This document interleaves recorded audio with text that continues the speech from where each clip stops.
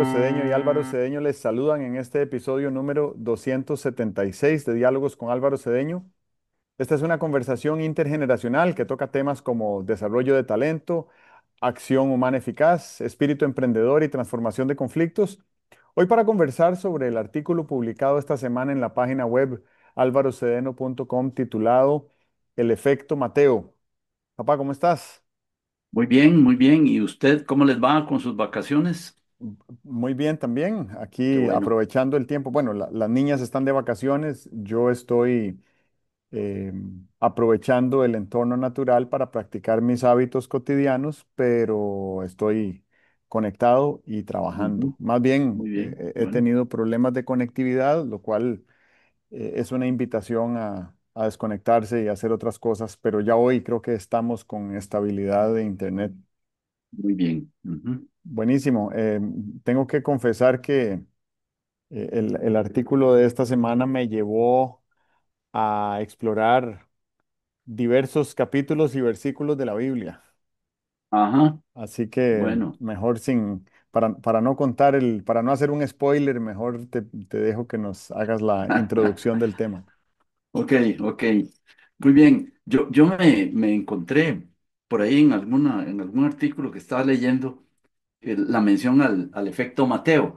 Y a mí hay palabras que me seducen. La palabra efecto me seduce, porque me parece que siempre que alguien dice, yo voy a hablar de un efecto, no sé qué, siempre hay algo muy condensado y con mucho sentido que nos va a decir el autor que está hablando del determinado efecto. Así que cuando vi el efecto Mateo, dije, ¿qué será? ¿Qué será el efecto Mateo?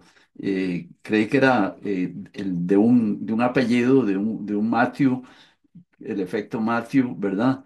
Pero bueno, fui a buscarlo por ahí y resulta que es una aplicación a la vida ordinaria de un versículo que hay en el Evangelio de Mateo, donde dice, eh, a los que mucho tienen, se les dará más y a los que tienen poco, aún de lo poco que tienen, se les quitará.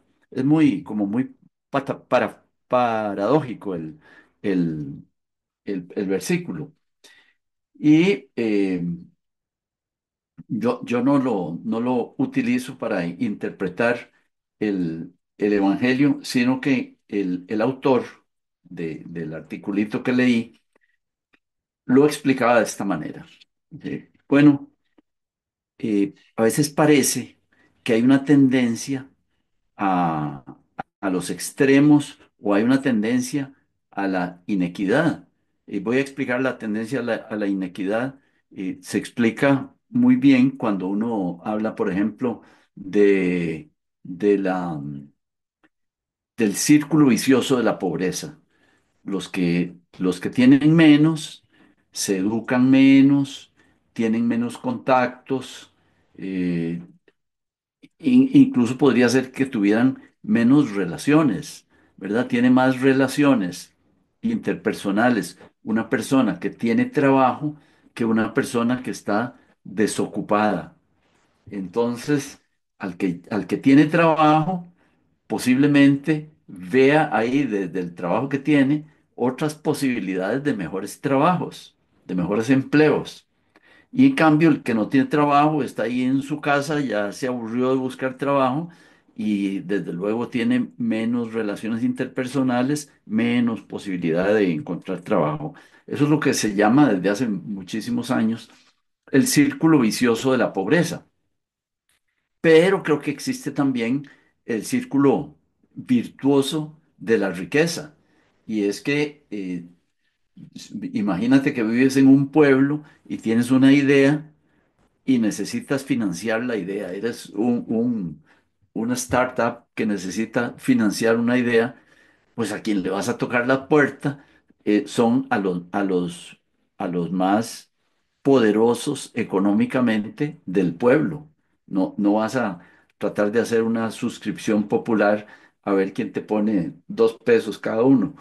Entonces, esa tendencia a ir a hablar de proyectos con la gente que tiene posibilidades de invertir, pues da la posibilidad de que esas personas tengan cada vez más proyectos o más inversiones lucrativas. A eso se le llama el efecto Mateo. Me llamó mucho la atención, sobre todo porque uno lo puede eh, sacar del terreno puramente económico y llevarlo a un terreno que no tenga que ver nada con moneda y con colones. Por ejemplo, cuanto más amplio sea tu círculo de amistades, más fácil te resulta hacer amistades. Eh, Has tenido la experiencia, yo la he tenido, de llegar a un lugar donde no conoces a nadie y vas a estarte ahí un tiempo, necesitas hacer conexiones sociales. Y bueno, ¿cómo cuesta ir haciendo conexiones sociales?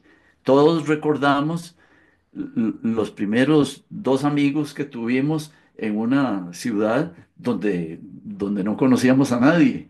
Y luego esos amigos llevan a otros y tal, y se abre lo que se denomina una progresión geométrica.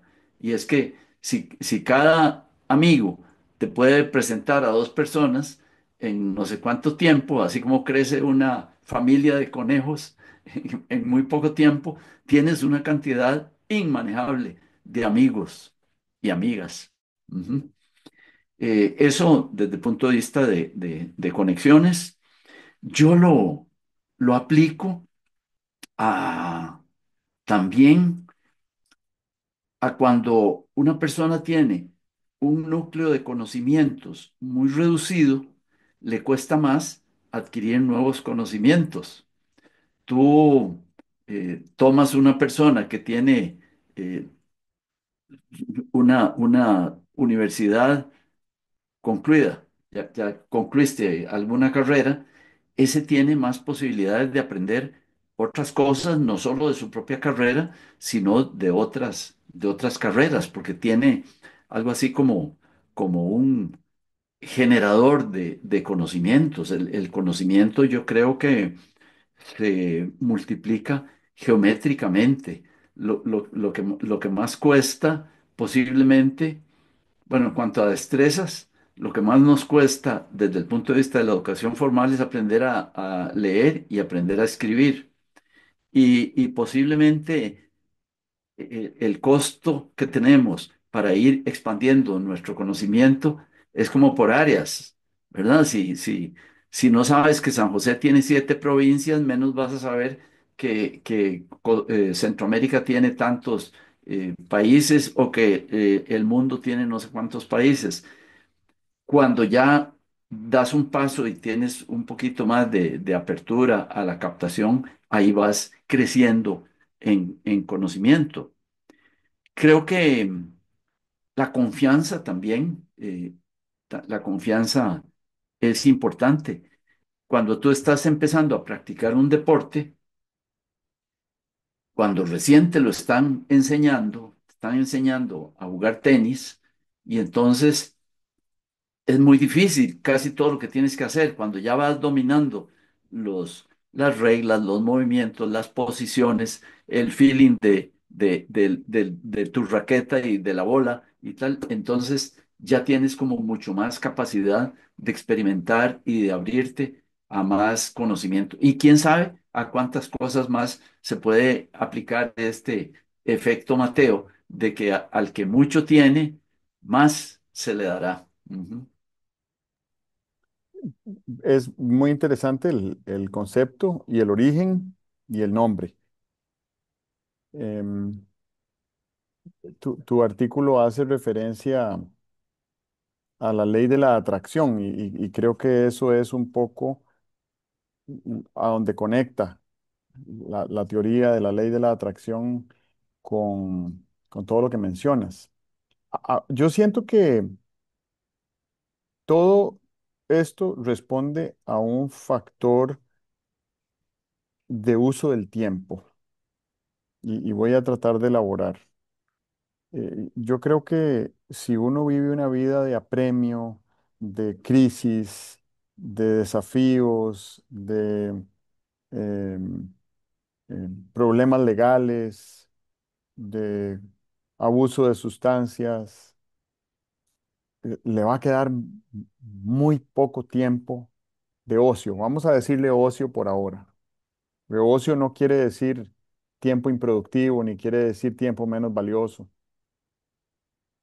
Pero ocio es tiempo para eh, decidir qué hacer. Y obviamente el tiempo para decidir libremente qué hacer excluye las horas de sueño. Uno no duerme por ocio. Uno no duerme 8 horas, yo duermo 8 horas porque dispongo de 8 horas de ocio. Yo priorizo 8 horas en mi agenda porque son 8 horas de bienestar necesarias para que mañana la versión que se despertará de mí será la mejor posible que pueda existir. Eh, mm, pero en el día tengo unos minutos de ocio, una media hora de ocio que no está en agenda, que es simplemente un tiempo que me sobró. Y en ese tiempo que me sobró, hay gente que lo invierte en redes sociales, lo cual no tiene nada de malo. El problema es si ese es un ocio intoxicante o degradante.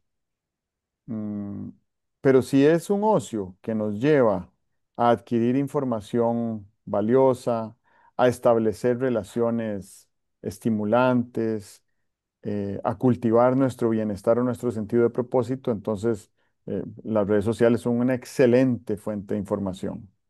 Y de hecho, hay muchos estudios que se han hecho para determinar cuántas personas son las que tienen la mayor influencia en la persona que somos y en las ideas que tenemos y en las creencias que hemos cultivado. Y algunos de esos estudios dicen que un alto porcentaje de lo que pensamos se debe a 5 personas que tienen influencia en nuestras vidas o que seguimos o que escuchamos. Y hoy en día que vivimos en la era de la atención y que existen los influencers digitales y que con la inteligencia artificial está empezando a haber influencers virtuales que no son seres humanos, sino que son robotcitos que tienen mensajes muy atractivos. Bueno, puede ser que haya uno de estos robotcitos virtuales que también tenga cosas valiosas que aportar. A lo que voy con esto es que me parece que uno puede intencionalmente escoger a 5 personas a quienes seguir. Puede ser que uno decida seguir a, a, a Gandhi, ¿verdad? Entonces Gandhi no tiene redes sociales porque está muerto desde hace 60 años, pero hay obras de Gandhi, hay cientos de libros que se han escrito sobre Gandhi.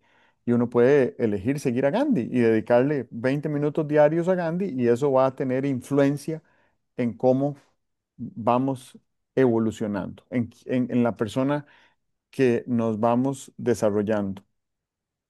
Y entonces podemos escoger esas 5, voy a decirles influencers, para simplificar la terminología, podemos identificar a 5 influencers que son personas a las cuales queramos parecernos, ¿verdad? Con todo el respeto que me merece el señor presidente estadounidense, yo no quiero ser influenciado por él, no quiero seguirlo, no quiero leer todos los libros que se han escrito sobre él, no quiero seguir sus publicaciones en redes sociales porque no quiero parecerme a él. Pero sí me gustaría parecerme en algunas cosas a algún emprendedor famoso o algún líder político histórico, Nelson Mandela, por ejemplo, o algunas otras personas que son expertas en longevidad o en búsqueda de propósito, en eficacia y tal. Y, y entonces los ratos de ocio que tengo, me voy a meter a YouTube a ver algo, porque yo entro mucho a YouTube por razón de este diálogo. Entonces entro a YouTube y siempre me aparece algo que es interesante porque sigo cosas que me resultan interesantes, entonces la plataforma, el algoritmo me recomienda cosas que cree que me van a resultar interesantes, entonces ahí consumo 2 o 3 minutitos de cosas interesantes. Por ejemplo, a mí me gusta mucho seguir a un influencer digital que se llama Alex Hormozzi. pero no puedo consumir todo lo que Alex Hormozzi ha producido, Ujú. porque él tiene 10 años de estar produciendo cientos de videos y podcasts y material. No, yo no puedo convertirme en un... no voy a hacer nunca a Alex Hormozzi, pero siempre que me topo algo de Alex Hormozzi, sobre todo si dura menos de 10 minutos, yo igual le voy a escuchar. Y siempre aprendo algo valioso de él. Y así con algunos otros influencers que sigo en mi vida. No son noticias ni son datos científicos, es simplemente opiniones de gente que tienen una manera particular de vivir la vida y de los cuales me gustaría aprender. Me gusta también leer cuando me llega, porque esto sí no es algo que yo busque, pero me aparecen por ahí, ejemplos de éxito de personas que superaron adversidades, porque eso se conecta mucho con cada uno de nosotros. Eh, Todos tenemos adversidades, no las voy a clasificar en jerarquías, pero todos tenemos adversidades y esas adversidades nos ayudan a crecer al tamaño de ellas. Entonces, los ejemplos de superación de gente que ha tenido éxito después de superar sus adversidades es muy inspiradora. Y eso es algo que a mí también me gusta de vez en cuando. Hay muchísimas de esas historias por ahí. Hablabas del efecto network, ¿verdad? Que es la red de contactos. Y la red de contactos es vital desde el punto de vista genético porque fuimos programados, diseñados para ser una especie social. Entonces necesitamos relacionarnos con otras personas. Y las otras personas están, la inmensa mayoría de veces, abiertas, atentas y dispuestas a escucharnos y a atender nuestras necesidades y a servirnos en la medida de sus posibilidades. Eso eso es así y es muy llamativo que así sea. Entonces, ¿cómo podemos hacer para em, crecer y aprender y desarrollarnos a partir de esa voluntad que tiene nuestro entorno inmediato y más allá para apoyarnos? Un elemento también de mucho respaldo científico es que la influencia que nosotros recibimos a través de nuestra red de contactos no es solo la que recibimos a través de las personas que conocemos, sino también a través de las personas que conocen las personas que conocemos, o sea, las redes de nuestra red. Y eso hace mucho más interesante la influencia que tiene la relación social sobre las personas. Y lo último a lo que quiero decir por ahora es que esa influencia que otros tienen en nosotros, por ejemplo, supongamos que yo tengo un amigo que tiene otro amigo que dejó de fumar y que dejó de fumar siguiendo una metodología o tomando una decisión o haciendo algún programa.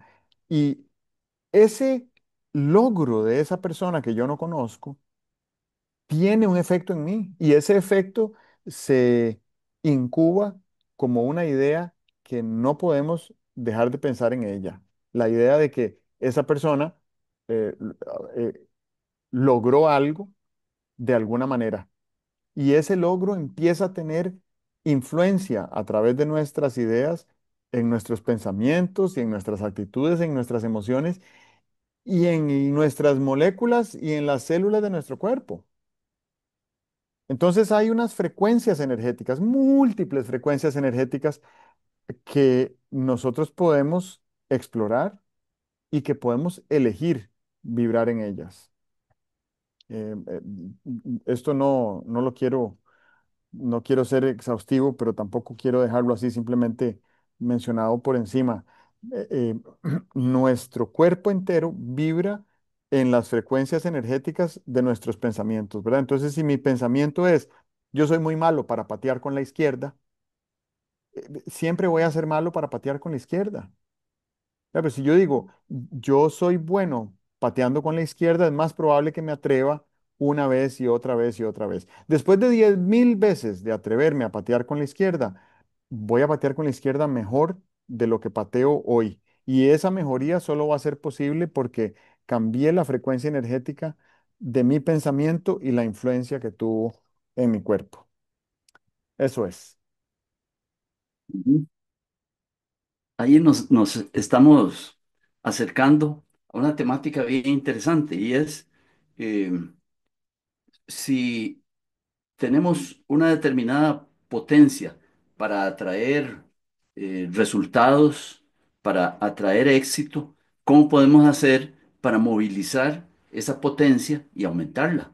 Para hacer, yo me imagino, a mí me gusta mucho la analogía de las antenas, que uno puede vivir sin antenas o puede vivir con unas antenas desplegadas y desde luego en los dos casos lo que recibe es diferente.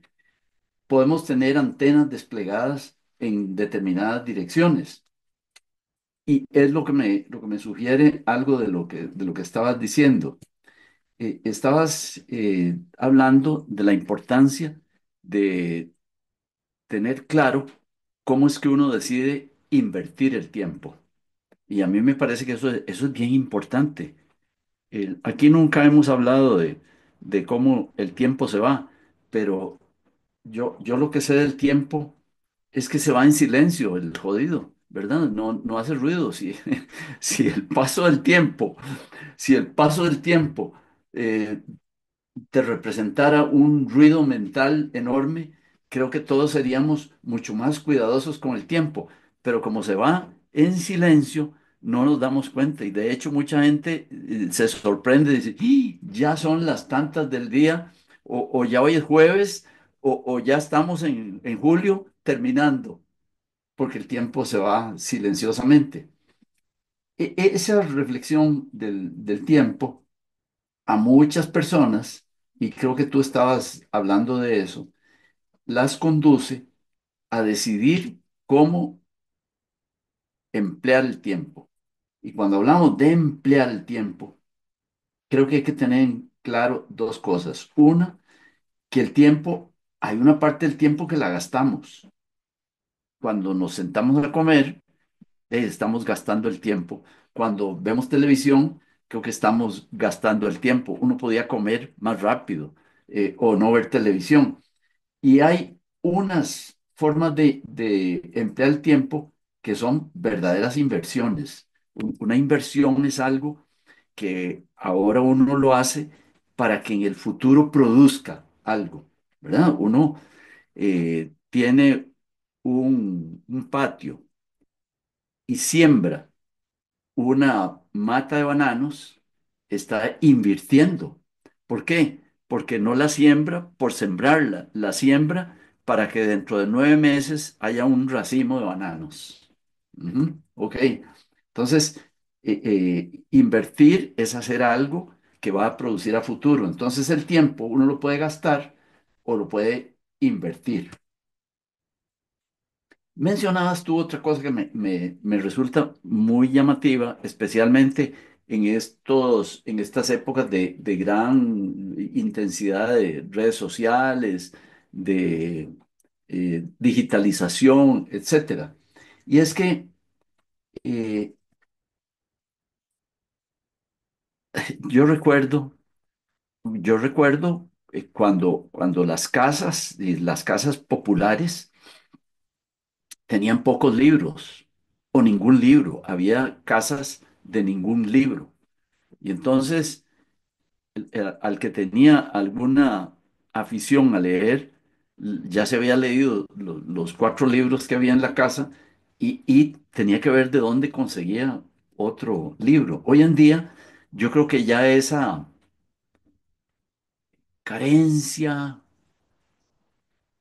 dramática de medios, de nutrirse, por lo menos de nutrirse con lecturas, ya se terminó. Cualquiera trae en la mano una biblioteca posiblemente más grande de lo que era la Biblioteca Nacional hace tiempo. Entonces, viene el tema de qué leer y creo que nos has dado nos has dado una guía. ¿Sí? ¿Qué puedo leer? Bueno, uno puede leer por divertirse, puede leer por informarse o puede leer por formarse. Entonces, cuando hablas de, bueno, ¿yo a quién quiero seguir? A mí me gustaría más seguir a, no sé, un entrenador de billar o me gustaría seguir más a Gandhi, por ejemplo. Bueno, ahí está Gandhi disponible. ¿Y cuál es la dinámica que nos acerca a un determinado líder, líder de pensamiento? ¿Qué nos acerca, por ejemplo, a Gandhi? Es, bueno, la vida de Gandhi, cuáles cosas heroicas hizo, de qué manera fue persistente, cómo Gandhi para mí es un ejemplo de palanca de poder, pero palanca de poder infinito. Era un hombrecito, casi nada, eh, casi nada cuando era estudiante de Derecho en Inglaterra y luego cuando ejercía Derecho en la India. Pero cuando ya se dedicó a andar con taparrabo y hacía aquellos ayunos y tal, era un hombrecito casi desde un punto de vista sensitivo, casi menospreciable, pero es el gran ejemplo de cómo una persona de pensamiento y de temple puede desafiar al imperio más grande de la época.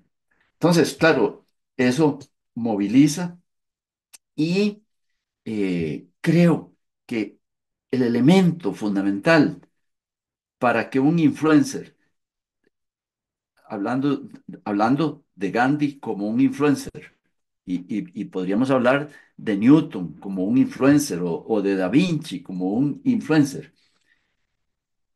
El efecto que nos lleva a querer aprender, o como tú dices muy bien, de alguna manera a importar elementos de esa forma de vivir para parecernos un poco más a Gandhi o a Newton, es la admiración. Y yo creo que,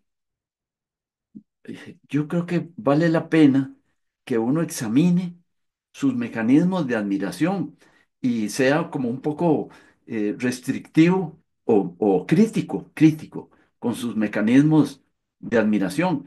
Porque si lo que uno admira mucho es a un basquetbolista, pues posiblemente mejore un poco su condición física o mejore un poquito su calidad de juego de basquetbol. Pero si lo que admiras mucho es a una persona cuya contribución, cuya, cuyo ser desplegado no se quedó simplemente en ser un excelente basquetbolista, sino en ser un excelente pensador o un influyente humanista o un gran científico. Me parece que las fronteras de lo que quieres imitar se han ampliado, se han ido más allá y eso desde luego podría llevar más allá tu proyecto de me gusta, quiero imitarlo. Lo que eso producirá será mucho más si el límite son las estrellas, que si el límite es, no sé, una jugada de básquetbol. Todo esto es aprender. Sí, aprender es adquirir, y no digo adquirirla en la memoria, sino adquirir vitalmente, organísmicamente. Me gustaba decir antes, aprender es adquirir organísmicamente cosas que te hagan mejor o que te hagan distinto. Ese aprendizaje yo creo que hay que revisualizarlo, porque cuando a nosotros nos dicen aprender, deberíamos decir, ¿qué es lo que primero viene a la mente cuando me dicen aprender? Bueno, habrá alguna gente a la que le digan aprender y pensará en un pupitre, o pensará en un cuaderno, o pensará en un maestro. Todas las ideas, pupitre, libro, maestro, son limitativas. Si uno piensa que aprender es adquirir algo que te cambie, que te mejore, creo que entonces a esa escuelita que tenías en tu mente, donde estaba el maestro, el libro y el pupitre, le botaste las paredes e hiciste, creaste una escuela universal. Y creo yo que las personas que viven su vida como si estuvieran en una escuela universal, sin paredes, están en mejor situación como para aprender que las personas que piensan, hay gente que piensa que el aprendizaje es solo formal, hay gente que piensa que el aprendizaje se termina el día que te dan el título en el colegio o en la universidad. Y eso, desde luego, que es limitativo. Especialmente es limitativo en tiempos en que entendemos qué es lo que hace el aprendizaje con nosotros. Desde el punto de vista de la neurociencia, cualquier aprendizaje nos cambia la estructura cerebral. Cualquier aprendizaje nos produce nuevas conexiones neuronales. Hay aprendizajes que nos producen creación de nuevas neuronas, no importa la edad a la que te encuentres. Yo hago mucho silencio en la noche tratando de oír si las neuronas están creciendo o no. No se oyen, pero dicen que sí, sí, sí crecen. Aumenta el número de neuronas y aumenta cada vez que recibes un insumo que te hace cambiar de perspectiva, que te hace ver las cosas de otra manera, que te introduce un conocimiento nuevo. Ya para terminar este rollo, Eh, antes hablabas tú de lecturas, de a quién leer y buscaría a quién leer y leo a fulano y tal y cual. Yo tenía un profesor en la universidad, se llamaba Salvador Aguado, era profesor de eh, castellano, creo que le decíamos, o español, no sé. Eh, y Salvador Aguado decía, era medio pretencioso él, decía, yo hablo con una persona 5 minutos y me doy cuenta de cuáles autores ha leído. Y sí, es que claro, uno se ve influido por los autores que lee. Eh, Dejemos a Salvador ahí hace 50 y tantos años y un día de estos, escuchando una charla, un video de Sabater. Decía Sabater, hablando de Chesterton, el autor inglés, dice, creo que todos los que leímos a Chesterton con entusiasmo pasamos por la época de querer escribir como Chesterton. Y entonces dice, yo reconozco que en mi vida hubo momentos en que mi escritura, consciente o inconscientemente, intentaba ser como la de Chesterton. Y contó también, eh, dice, es como Borges, dice, yo leía Borges, dice él, con tanto entusiasmo que yo me encontraba diciendo cosas como Borges. Yo no he leído mucho a Borges, pero sí he hecho algunos intentos de escribir como Borges, por lo menos en un par de cosas. Alguna vez quise escribir como Borges partiendo de un documento que me encontré en algún lugar y que cuentas toda la historia del documento de tal manera que el documento te parece auténtico y es una invención de Borges y de lo cual saca cosas para contarlas.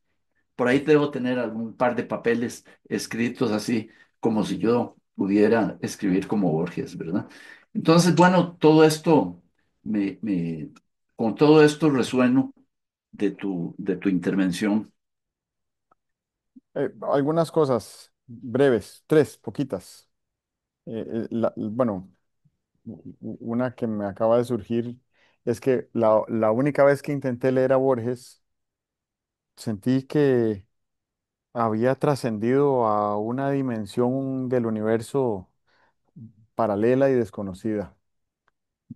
Y todavía siento, no recuerdo de qué habla Borges, ni qué palabras usa, ni qué historias cuenta, pero pensar en Borges me hace pensar en haber estado en una dimensión paralela, como si alguien hubiera entrado al cuarto a buscarme en ese momento, no me hubiera encontrado.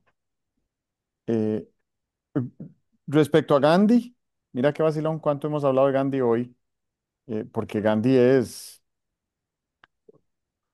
uno de los 5 seres humanos que ha tenido más influencia en mi vida. Y,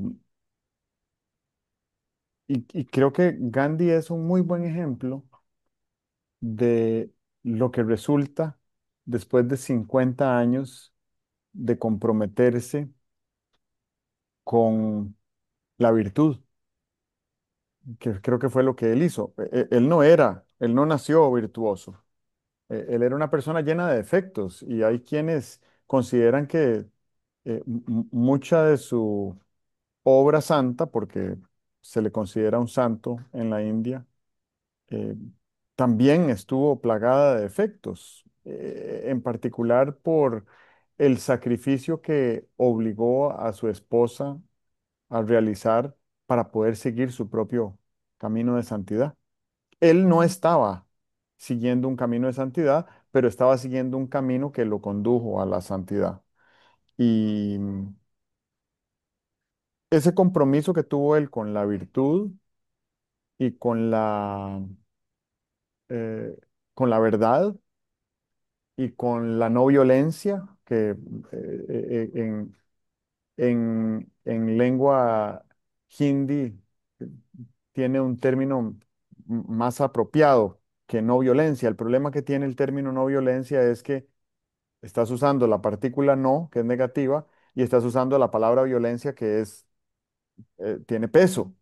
¿Verdad? Y no violencia quiere decir otra cosa que es mucho más que no y violencia.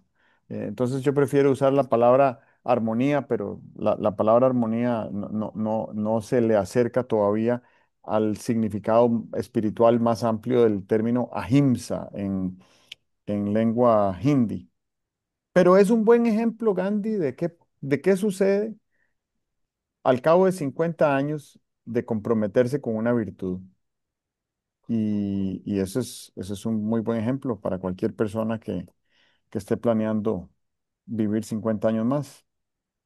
Lo otro es que tenía una compañera en la universidad que era rumana, de mi edad ella, y ella creció hasta los 15 años en Rumanía bajo el régimen soviético, detrás de la cortina de hierro.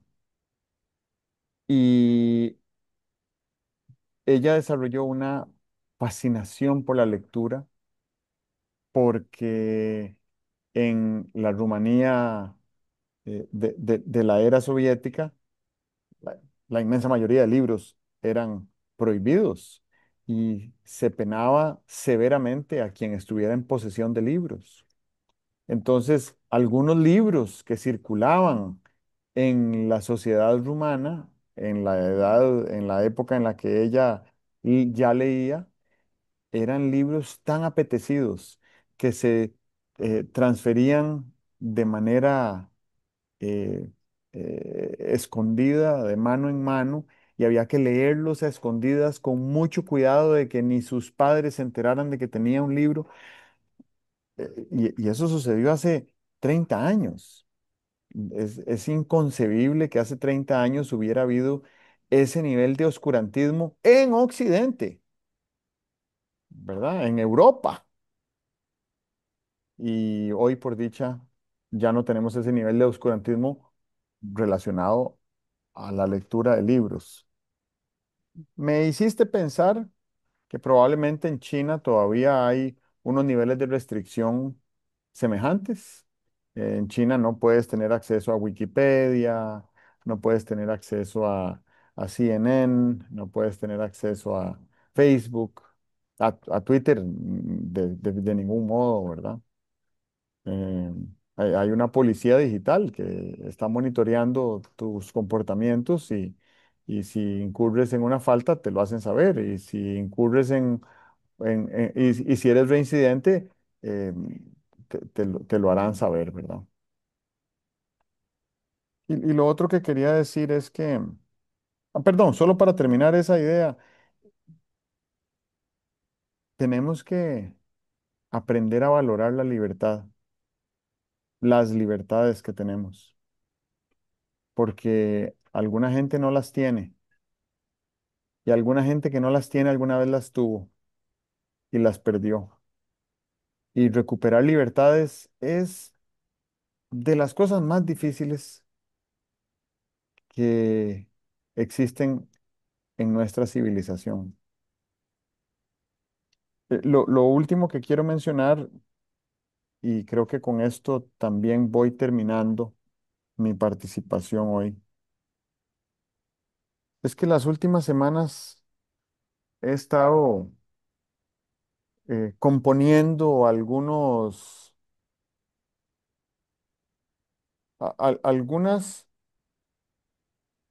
metodologías. No he estado componiendo metodologías, he estado explorando piezas metodológicas que sirvan para construir hábitos. Y en estos últimos 2 días, supongo que ahí caminando por la playa en las mañanitas, me ha, me ha, me ha aparecido un acrónimo que me parece muy útil desde el punto de vista metodológico para la construcción de hábitos. Y se compone de 4 elementos. El primer elemento es la posibilidad. Y la posibilidad es algo que nosotros podemos crear. Hablando de abundancia, la posibilidad es algo que nosotros podemos crear de manera abundante. ¿Posibilidad para qué? Bueno, casi que para lo que queramos, pero el tema es que haya posibilidad, porque también hay imposibilidades. Si hay imposibilidad, entonces, bueno, no, por ahí no era, ¿verdad? Pero la posibilidad la podemos crear. Y la forma de crear la posibilidad es cultivando la presencia, el enfoque y las actitudes en el momento presente, desvinculándonos de todo lo conocido de nuestro pasado y de todas las expectativas futuras, porque entre lo pasado conocido y la expectativa futura, ahí no hay posibilidad. Está todo muy concreto y muy claro y muy inmóvil. Pero si nosotros cultivamos el momento presente, entramos en un estado, por lo menos de un instante, de incertidumbre. Y ahí en la incertidumbre, de la incertidumbre, surge la posibilidad. Entonces, cultivando la presencia, uno puede producir posibilidad. Y esta posibilidad eh, conduce a metas. Mira, yo tengo la posibilidad de leerme un libro que me gusta. Esa posibilidad acaba de surgir de leerme este libro.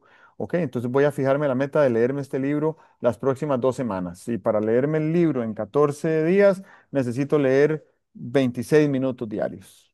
Entonces, todos los días tengo que leer 26 minutos. Si me salto un día, entonces necesito sumarle 26 a otro día y se convierte en una meta realizable.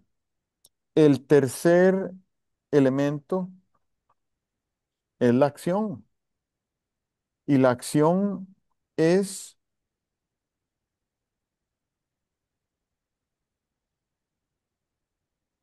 una, es un componente indispensable para entrar en contacto con la realidad. Eh, si no hay acción, nos mantenemos en el plano de las ideas, en el plano de la teoría, pero si hay acción, si doblamos, aquí enfrente mío tengo unos paños que hay que doblar. Si doblo esos paños, entro en contacto con la realidad. Si no los doblo, solo existe la idea de doblarlos, de querer doblarlos o de pedirle a alguien que los doble. Y bueno, la acción además es lo que va sucediendo de manera simbiótica y sinérgica conforme vamos acumulando experiencia en la vida.